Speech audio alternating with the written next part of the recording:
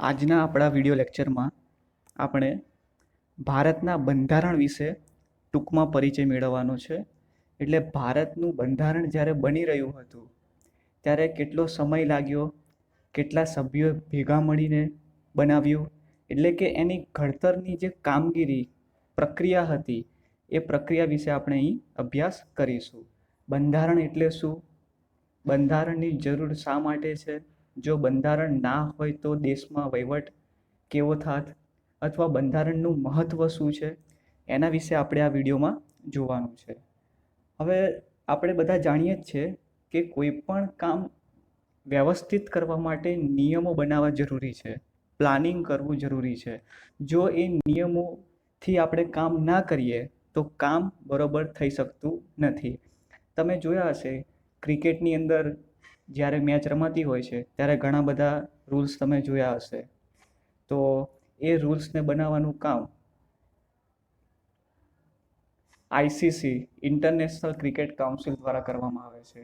એટલે કે જે ક્રિકેટને લગતા A to Z નિયમો બનાવે છે, જેનું પાલન દરેક મેચની અંદર કરવામાં આવે છે. જો આઈસીસીએ પોતાના નિયમ ના બનાવ્યા હોય તો ક્રિકેટની અંદર, એટલે કે જ્યારે મેચ રમાતી હોય ત્યારે અમુક નિયમોનું ઉલ્લંઘન પણ થઈ શકે છે. એને કોઈ ક્રિકેટરો છે એ પોતાની મનમાની પણ કરી શકે છે. તો આવું ના થાય એના માટે આઈસીસીએ કેટલાક નિયમો બનાવેલા છે. ફૂટબોલની વાત કરીએ તો સેમ ફૂટબોલમાં પણ ફૂટબોલને લગતા કેટલાક નીતિ નિયમો બનાવેલા છે. એ નીતિ નિયમો ફીફા દ્વારા બનાવેલા છે. એટલે કે ફીફાએ ફૂટબોલને લગતું આખું માળખું તૈયાર કરેલું છે, જેની આ માળખાની અંદર ફૂટબોલને લગતા A to Z નિયમો આવરી લીધેલા છે. એટલે આનો અર્થ એવો થાય કે કોઈ પણ પ્રવૃત્તિ કરવી હોય તો નિયમો બનાવવા જરૂરી છે. કોઈ પણ અત્યારે તો આપણે રમતની વાત હતી કે આ ક્રિકેટ મેચ છે, ફૂટબોલ મેચ છે, તો એ મેચને ચલાવવી હોય, રમાડવી હોય તો આટલા નિયમો જરૂરી છે. જો આ નિયમો ના હોય તો મેચ બરોબર રમાડી શકાય નહીં. પછી આપણા શહેરની વાત કરીએ તો શહેરમાં રોડ રસ્તા ક્યારે બનાવવા, કેટલા સમયગાળા દરમિયાન બનાવી દેવા, લોકોને આરોગ્ય કેટલું પ્રદાન કરવું, કઈ રીતે સારું આરોગ્ય પ્રદાન કરવું. પછી જે ડ્રેનેજ સિસ્ટમ છે, દરેક ઘરે ઘરે ડ્રેનેજ સિસ્ટમની સુવિધા પ્રાપ્ય થાય એવા પ્રયાસો કરવા, દરેકના ઘરે પાણીની વ્યવસ્થા મળી રહે તેની પણ યોજના કરવી.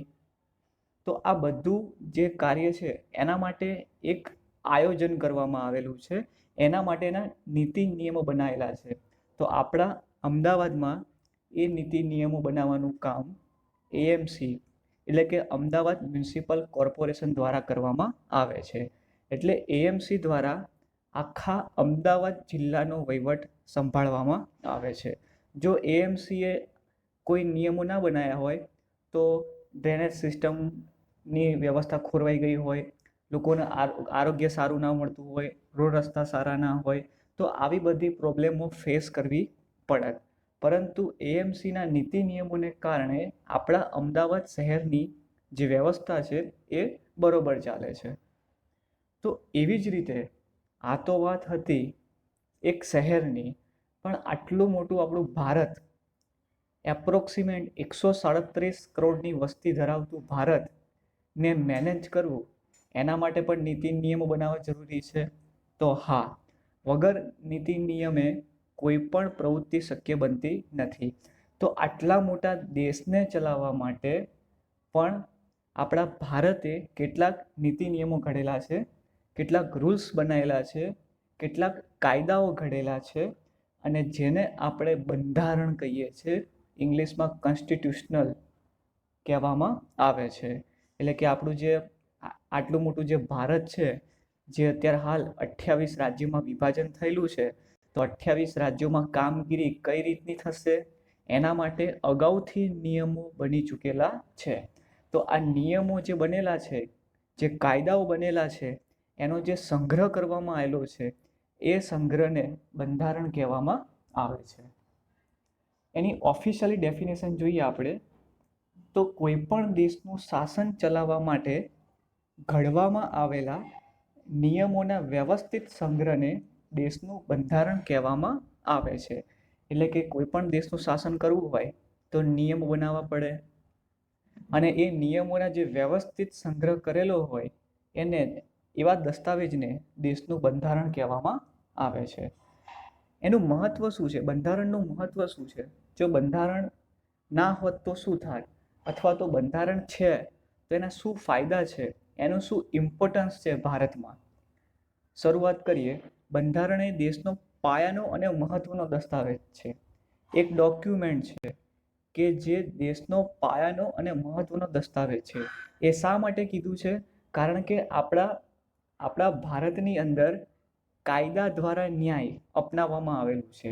એટલે આપણા ભારતની અંદર જે પણ અત્યારે જે નવા નીતિ નિયમો બને છે, જે નવા કાયદા બને છે, એ કાયદા બંધારણની આધીન, એટલે બંધારણ જે ઘડ્યું હતું એના પ્રમાણમાં જ, એને ધ્યાનમાં રાખીને જ ઘડવામાં આવે છે.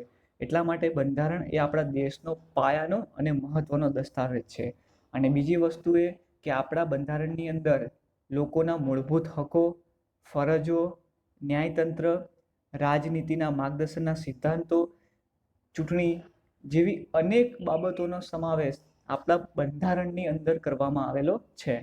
તો કહી શકીએ કે ભારતનું જે બંધારણ છે એ પાયાનો અને મહત્વનો દસ્તાવેજ છે.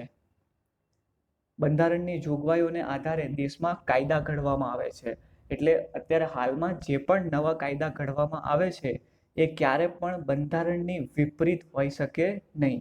એ કાયદો હંમેશા બંધારણની સુસંગત જ હોવો જોઈએ. એટલે કે જ્યારે પણ કોઈ કાયદો ઘડાતો હોય તો એ કાયદાને ઘડવા માટે સૌથી પહેલા બંધારણનો અભ્યાસ કરવો ખૂબ જ જરૂરી છે. દેશના કાયદા બંધારણને સુસંગત હોવા જોઈએ. કીધું એ પ્રમાણે મેં કે જે પણ કાયદા દેશમાં ઘડાય છે એ બંધારણને આધીન હોવા જોઈએ, સુસંગત હોવા જોઈએ. બંધારણથી કોઈ વિપરીત કાયદો ઘડી શકાતો નથી. બંધારણ કાયદાથી સર્વોપરી છે. એટલે શું? તો જો આ બંધારણ મુજબ કાર્ય ના થાય, જો બંધારણ મુજબ સંચાલન ના થાય દેશનું, તો એ શિક્ષાપાત્ર ગુનો બને છે. એટલે ત્યાં આગળ કાયદો એ બંધારણનું પાલન કરાવશે. અને બંધારણમાં સમયાંતરે બદલાતી જતી લોકોની જરૂરિયાતો, અપેક્ષાઓ, ઈચ્છાઓ, લોકોની ઉચ્ચ ભાવનાઓનો પડઘો હોય છે. એટલે કે જે લોકોની જે નવી નવી જરૂરિયાતો છે, અપેક્ષાઓ છે, ઈચ્છાઓ છે, એને પણ સમયાંતરે બંધારણની અંદર આવરી લેવામાં આવે છે. એક્ઝામ્પલ તરીકે જોઈએ તો શિક્ષણનો જે અધિકાર છે એ જ્યારે બંધારણ ઘડાયું ત્યારે શિક્ષણનો અધિકાર નહોતો, ફરજિયાત શિક્ષણનો. પણ જેમ જેમ સમય ગયો એમ એમ બંધારણની અંદર શિક્ષણના હકને પણ સમાવી લેવામાં આવ્યો છે. આથી જ બંધારણને જીવંત અને મૂળભૂત દસ્તાવેજ કહેવામાં આવે છે. બંધારણને જીવંત એટલા માટે કીધું છે કારણ કે બંધારણમાં સુધારો શક્ય છે. એવું નથી કે બંધારણ 1949માં બની ગયું, 1950માં તેનો અમલ થઈ ગયો એટલે બસ એમાં કોઈ સુધારા વધારા નહીં થાય. એવું નથી. જેમ જેમ સમય સંજોગો બદલાય એમ એમ બંધારણમાં સુધારા શક્ય છે. તો સુધારા શક્ય હોવાથી બંધારણને જીવંત દસ્તાવેજ કહેવામાં આવેલું છે. હવે મોસ્ટ આઈએમપી ક્વેશ્ચન છે બંધારણ ઘડતરની પ્રક્રિયા. એટલે કે બંધારણ ઘડવામાં કોનો ફાળો હતો, કેટલા સમયમાં બન્યું, એનો ક્યારે અમલ થયો, બંધારણમાં કઈ કઈ વિગતોનો સમાવેશ કરેલો છે, તેના વિશે આપણે હવે જોવાનું છે. 25 માર્ચ 1946નો સમય, 3 સભ્યનું કેબિનેટ મિશન ઇંગ્લેન્ડથી આપણા ભારત આવ્યું હતું. હવે આ 3 સભ્યનું જે કેબિનેટ મિશન હતું એ ભારત આવવાનું પાછળનું કારણ શું હતું? તો આ 3 સભ્યોએ ભારતની આઝાદીના પ્રશ્નોના ઉકેલ લાવવાનું હતું. એટલે કે ભારતને આઝાદી કઈ રીતે આપવી, કારણ કે અત્યાર સુધી 1947 પહેલાં આપણું ભારત અંગ્રેજોને આધીન હતું. તો અંગ્રેજોના નીતિ નિયમો પ્રમાણે ચાલતું હતું. પણ જ્યારે અંગ્રેજોએ નક્કી કર્યું કે અમે ભારતને છોડી દઈશું, તો પછી આટલા મોટા ભારતને ચલાવશે કોણ, તો એના માટે પણ નિયમો બનાવવા જરૂરી હતા. તો આ 3 વ્યક્તિને, જે 3 સભ્યોનું જે કેબિનેટ મિશન હતું, એ સ્પેશિયલી ઇંગ્લેન્ડથી ભારત આવ્યું અને એમનું જે કામ હતું એ ભારતની આઝાદીના જે પ્રશ્નો હતા એને સોલ્વ કરવાનું હતું. તમે ચિત્રમાં જોઈ શકો છો 3 વ્યક્તિ છે, એમાંથી હાથ જે મિલાવે છે એમાં જે સામેની સાઈડ જે છે લેફ્ટ સાઈડ એ મોહમ્મદ અલી ઝીણા છે, અને 3 વ્યક્તિ તમે બીજા જોઈ શકો છો એ આ કેબિનેટ મિશનના સભ્યો હતા. એમના નામ પણ જાણી લઈએ. સ્ટેફર્ડ ક્રિપ્સ, બીજા હતા એવી એલેક્ઝાન્ડર, અને ત્રીજા હતા પેથિક લોરેન્સ. આપણા નવમા ધોરણના સિલેબસની અંદર આ 3 નામ આપેલા નથી, એટલે આપણે ખાલી જાણકારી માટે તમારે જાણી લેવાનું કે બંધારણની જે આઝાદીના પ્રશ્નોના ઉકેલ માટે જે સભ્યો આવેલા હતા એ 3 સભ્યો કયા કયા હતા: સ્ટેફર્ડ ક્રિપ્સ, એવી એલેક્ઝાન્ડર, પેથિક લોરેન્સ. આ જે 3 સભ્યો છે એ 3 સભ્યોએ બંધારણ ઘડવા માટે એક સમિતિની રચના કરી, જેને બંધારણ સમિતિ કહેવામાં આવે છે. આ જે બંધારણ સમિતિ હતી, એટલે કે બંધારણ જે સભા હતી, એ સભામાં કુલ 389 સભ્ય હતા. યાદ રાખજો, MCQમાં ઘણી બધી વાર આ પ્રશ્ન પૂછાય છે, બંધારણ સભાની અંદર કુલ સભ્યો કેટલા હતા? તો 389 સભ્યો. એટલે કે કોઈ 1-2 જણાએ બંધારણ નથી બનાવ્યું. આ બંધારણ બનાવવા પાછળ 389 સભ્યોનો ફાળો રહેલો છે. એટલે આપણું જે ભારત હતું, એટલે કે આપણું જે ભારત છે, એ ભારતના દરેક રાજ્યોમાંથી, દરેક રજવાડાઓમાંથી થોડાક સભ્યો લઈને 389 સભ્યો બન્યા હતા. અને આ 389 સભ્યોએ આપણા બંધારણની ઘડતરની પ્રક્રિયામાં ફાળો આપેલો છે. આ જે સભ્યો હતા એ દરેક સભ્યો જુદી જુદી કોમ, ધર્મ, જાતિ, લિંગ તેમજ અલગ અલગ રાજકીય પક્ષોના પ્રતિનિધિત્વ હતા. એટલે કે કોઈક હિન્દુ ધર્મના, મુસ્લિમ ધર્મના, પારસી ધર્મના, અલગ અલગ જાતિના હતા. આમાં સ્ત્રી પણ હતા, પુરુષ પણ હતા, અમુક રાજકીય નેતા પણ હતા, જેમ કે જવાહરલાલ નહેરુ છે. તો આ જુદા જુદા વ્યક્તિઓનો આમાં સમાવેશ થતો હતો. એક તમે ફોટો જોઈ શકો છો, બંધારણની જે કમિટી હતી, આની જે સભા હતી, એ સભા દરમિયાન લેવાયેલો આ ફોટો છે. તમે જોઈ શકો છો સરદાર વલ્લભભાઈ પટેલ નીચેની હરોળમાં બેઠા છે. એની left to left side doctor Rajendra Prasad, એની left to left side Pandit Jawaharlal Nehru. હવે આ જે 389 સભ્યો છે, હવે બધાનો પરિચય મેળવવો એ તો બહુ મુશ્કેલીનું કાર્ય છે. એટલે આની અંદર જે મહત્વના સભ્યો હતા, જે કાયમ એક્ટિવ રહેતા હતા, એ મહત્વના સભ્યોમાં કોનો સમાવેશ થતો હતો એ આપણે જોઈશું. સૌ પ્રથમ ડૉક્ટર રાજેન્દ્ર પ્રસાદ, જે બંધારણ સમિતિના અધ્યક્ષ હતા. એટલે જેમ આપણે ક્રિકેટની અંદર 11 પ્લેયરોની ટીમ હોય છે, એમાં એક કેપ્ટન હોય છે, એવી જ રીતે આ બંધારણની જે 389 સભ્યોની જે ટીમ હતી, એ ટીમના કેપ્ટન એટલે કે અધ્યક્ષ ડૉક્ટર રાજેન્દ્ર પ્રસાદ હતા. ડૉક્ટર ભીમરાવ આંબેડકર એટલે કે BR આંબેડકર. આ ડૉક્ટર ભીમરાવ આંબેડકર એક કાયદાશાસ્ત્રી હતા, અને કાયદાશાસ્ત્રીની સાથે સાથે એ સમિતિના અધ્યક્ષ પણ હતા. એટલે કે ખરડા સમિતિ, આનો જે બંધારણનો જે ખરડો બનાવવાનો હતો, એના અધ્યક્ષ તરીકે BR આંબેડકર હતા. આમાં તમે કન્ફ્યુઝન ના થતા, જો બંધારણ સમિતિના અધ્યક્ષ કહે તો ડૉક્ટર રાજેન્દ્ર પ્રસાદ, અને જો ખરડા સમિતિના અધ્યક્ષ કહે તો ડૉક્ટર ભીમરાવ આંબેડકર. ત્યારબાદ પંડિત જવાહરલાલ નહેરુ, સરદાર વલ્લભભાઈ પટેલ, મૌલાના આઝાદ, જે ભારતના પ્રથમ શિક્ષણ મંત્રી હતા, Shyama Prasad Mukherjee, HP Modi, HV Kamat, Frank Anthony જે એંગ્લો ઇન્ડિયન હતા. કનૈયાલાલ મુનશી આપણા ગુજરાતનું ગૌરવ, એટલે કે કનૈયાલાલ મુનશી એ સારા એવા લેખકની સાથે સાથે રાજનીતિમાં પણ સક્રિય રહેતા હતા.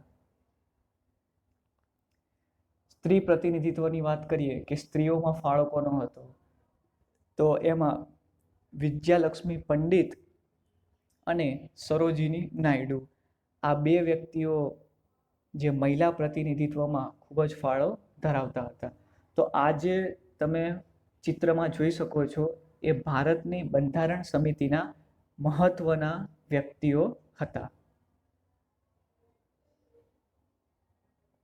બંધારણ સભાના અધ્યક્ષ ડૉક્ટર રાજેન્દ્ર પ્રસાદ અને ખરડા સમિતિના અધ્યક્ષ ડૉક્ટર ભીમરાવ આંબેડકર.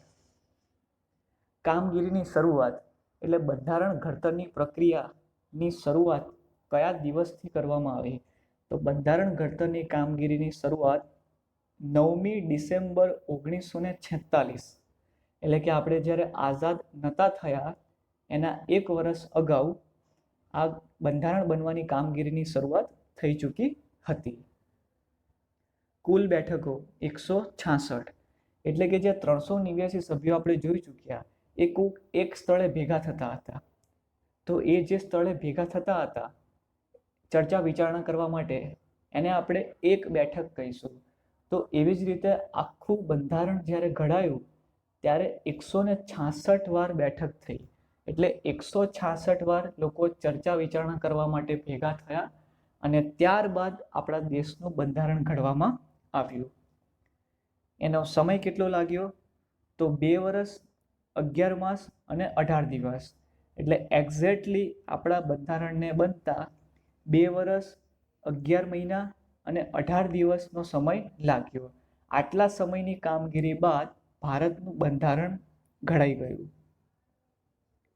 એની અંદર અનુચ્છેદો કેટલી છે, પરિશિષ્ટો કેટલા છે, એટલે કે કલમો, આર્ટિકલ્સ, તો જ્યારે બંધારણ ઘડાયું ત્યારે 295 અનુચ્છેદ હતી અને 8 પરિશિષ્ટો હતા. પણ થોડા સમય બાદ તેમાં સુધારો કરીને 395 અનુચ્છેદ અને 9 પરિશિષ્ટોનો સમાવેશ થાય છે. હવે બુકની અંદર 2 પરિશિષ્ટનો ઉલ્લેખ કરેલો છે, સુધારા બાદ 9 અને 12.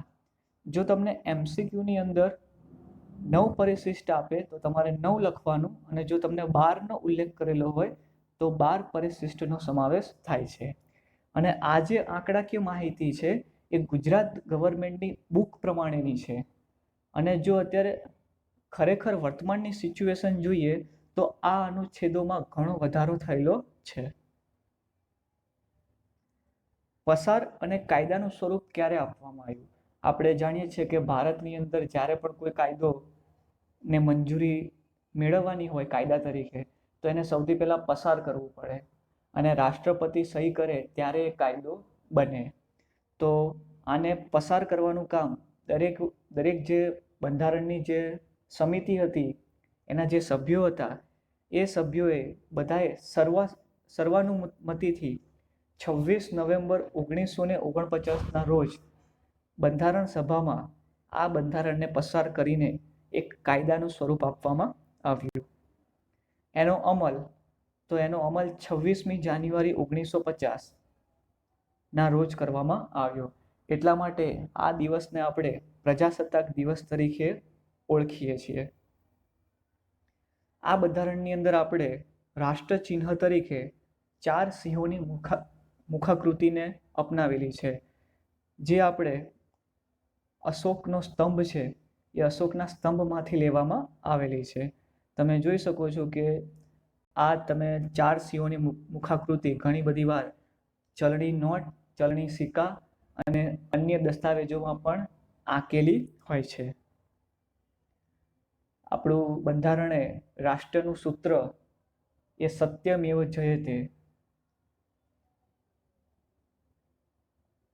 આપણા બંધારણની અંદર હકો, ફરજો, રાજનીતિના માર્ગદર્શનના સિદ્ધાંતો, સરકારના અંગો એટલે કે ધારાસભા, કારોબારી, ન્યાયતંત્ર જેવા અનેક કાર્યનો સમાવેશ આપણા બંધારણની અંદર કરવામાં આવેલો છે.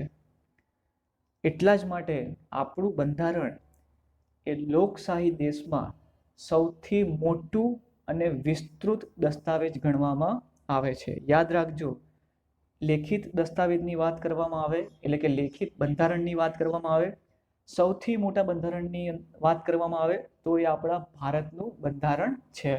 કેમ?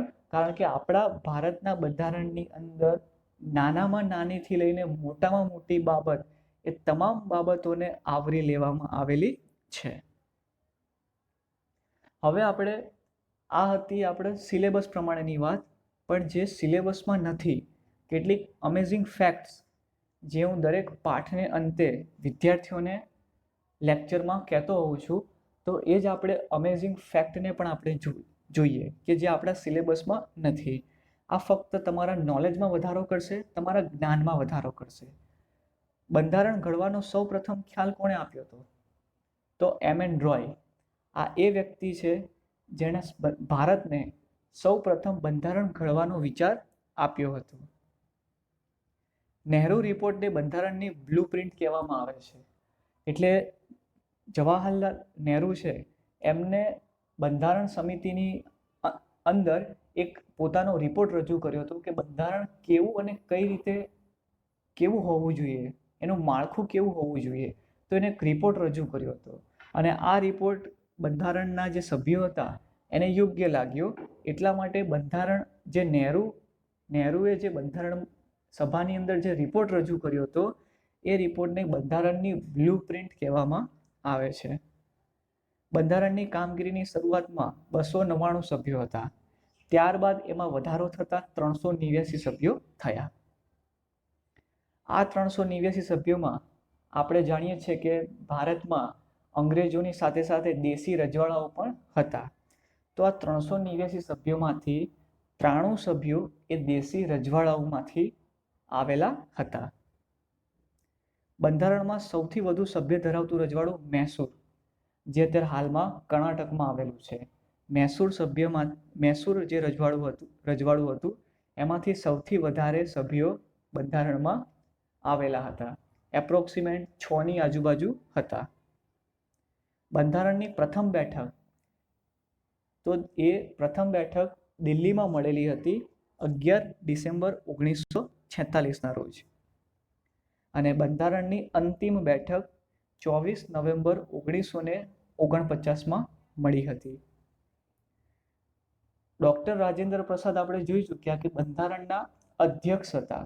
પણ જ્યારે પ્રથમ દિવસ હતો ત્યારે કોઈ અધ્યક્ષ હતું જ નહીં, તો કાર્યકારી અધ્યક્ષ સિલેક્ટ કરવાના હતા.